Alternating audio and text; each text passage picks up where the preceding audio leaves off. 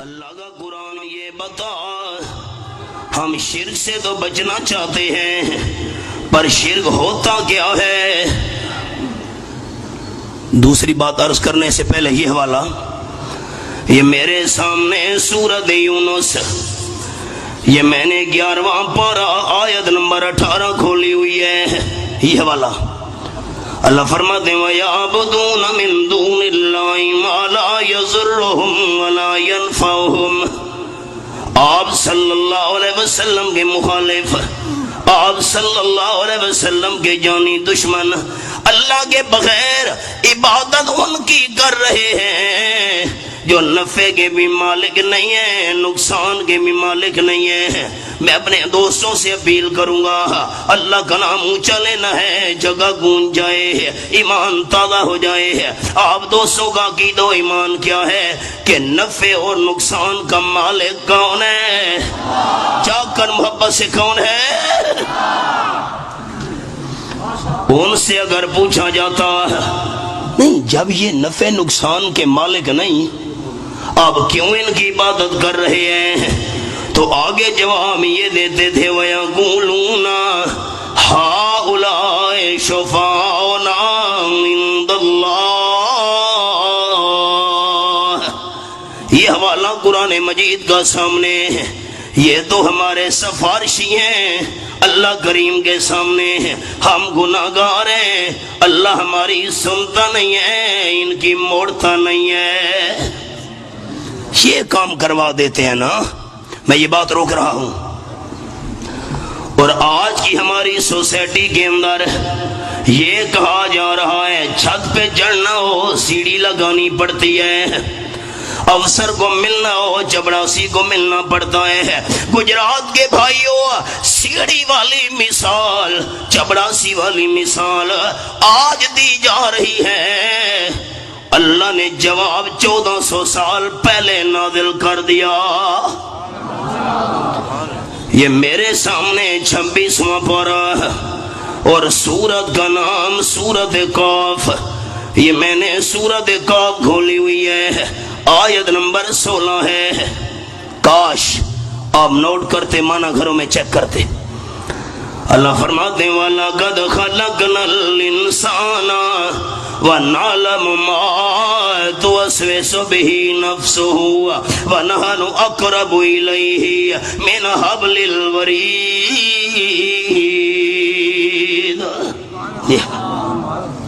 مجھے اللہ ہونے کی قسم، انسان کو پیدا بھی میں اللہ کریم نے کیا، اور میں اللہ انسان کے دل کے ارادے بھی جانتا ہوں، اور میں اللہ انسان کی شہرگ سے بھی زیادہ کریم ہوں۔ میں مانتا ہوں میرے بھائیوں، چھت پہ چڑھنا ہے سیڑھی لگانی پڑتی ہے، کیونکہ چھت اونچی ہوتی ہے، دور ہوتی ہے، اس لیے سیڑھی کی ضرورت پڑتی ہے۔ اللہ فرماتے ہیں میں انسان کی شہرگ سے زیادہ کریم ہوں، اور جو اللہ شہرگ سے زیادہ قریب ہو وہاں سیڑھی والی مثال دینے کی ضرورت نہیں ہے۔ یہ والا میں مانتا ہوں، افسر کو ملنا ہو چپڑاسی کو ملنا پڑتا ہے۔ بھائی جان، میں اتنا دور کا سفر کر کے آیا ہوں، سر آپ میری اپلیکیشن تو اندر لے جائیں۔ انٹرکام پہ بات ہوتی ہے، وہ فون پہ بتاتا ہے تو ملاقات ہوتی ہے۔ افسر کو پہلے پتہ نہیں ہوتا دفتر کے دروازے پہ کون آیا ہوا ہے، چپڑاسی کی پہلے منت کرنی پڑتی ہے۔ اللہ فرماتے ہیں نعلم ما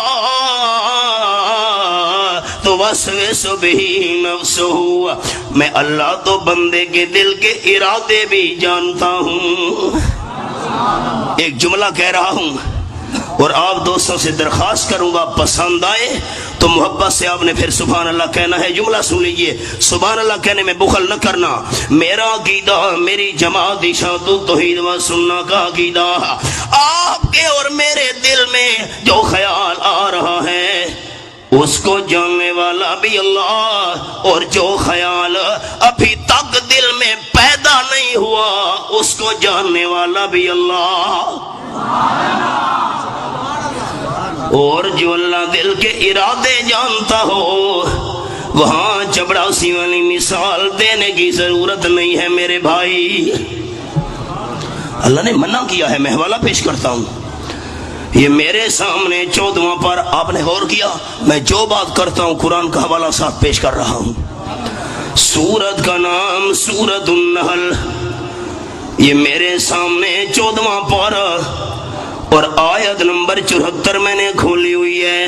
یہ حوالہ فرمایا فلا تضربوا للہ الامثال، یہ حوالہ خبردار خبردار اللہ کے لیے یہ دنیا والی مثالیں بیان نہ کیا کرو، یہ چپڑاسی والی مثال، سیڑھی والی مثال۔ کیوں؟ ان اللہ یعلم وانتم لا تعلمون، اللہ تو سب کچھ جانتا ہے، تم نہیں جانتے۔ سبق پر آ گیا ہوں۔ کہتے تھے یہ ہمارے سفارشی ہیں، اس لیے منت منوتی نظر نیاز سجدے طواف رکو۔ رب العالمین فرماتے ہیں سبحانہ و تعالی، حوالہ قرآن مجید کا، سورت کا نام سورت یونس اور آیت نمبر 18۔ اس عقیدے کے ساتھ جانا، سجدہ کرنا، طواف کرنا، منت منوتی دینا، نظر نیاز دینا، یہ اللہ سے میرا کام کروائے گا، اللہ میری سنتا نہیں، اس کی موڑتا نہیں ہے۔ فرمایا سبحانہ و تعالی عما یشرکون، یہی عقیدہ شرک ہے۔